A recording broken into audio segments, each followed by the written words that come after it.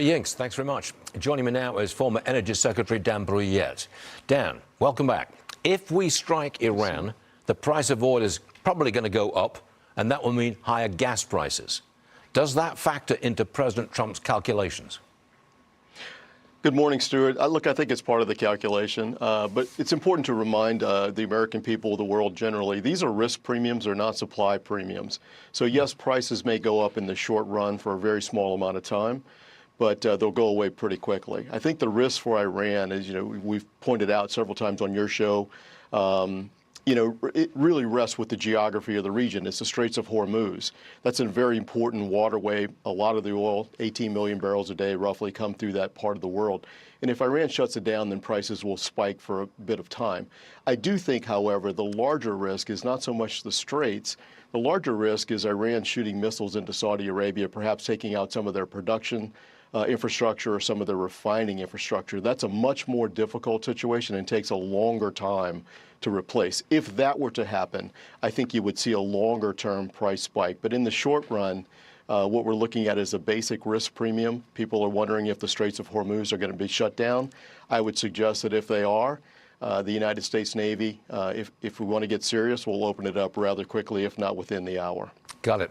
Take a look at this headline. It's from the Washington Post's editorial board. Quote, "Fixing America's broken nuclear fuel supply." They say growth and AI advances cannot come without big leaps in energy production. Dan, is the rise of data centers putting our nuclear fuel supply in any kind of trouble? Well, I think it's not only the AI data center demand, it's the economic growth that we've seen here in the United States as a result of the policies that President Trump has taken, moving manufacturing back here to the United States. We're placing a lot of demand on the electricity grid here. And I think it's very important that we address this fuel supply issue with regard to small modular reactors and advanced reactors in particular. It requires a special type of fuel. It's known as high-assay LEU, and we've lost that capability here in the United States largely.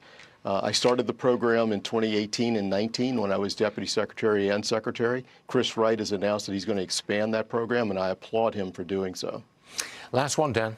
The Supreme Court has agreed to hear from oil and gas companies who are trying to block climate change lawsuits. In my opinion, the Greens are trying to cripple the oil and gas industry with these lawsuits. How are you going to stop them? No question about that, Stuart. That's why this case is so important to be removed to federal court. Some of these communities around the country are trying to affect national, perhaps even international climate policy one lawsuit at a time. They're trying to export their state law into other states. Places like California, for instance, would like to export their climate policy to Texas. They do that through the legal process. Climate policy, energy policy, more importantly, is a national issue, should be resolved in the federal court system. I mean, the Green New Deal is dead as a doornail. I mean, I'm surprised, but they still keep at it. They're never going to stop, are they? No, they're not going to stop, and that's another, pernicious effect of this type of lawsuit. These are companies who have produced American energy for years and years and years under federal policies that were in place.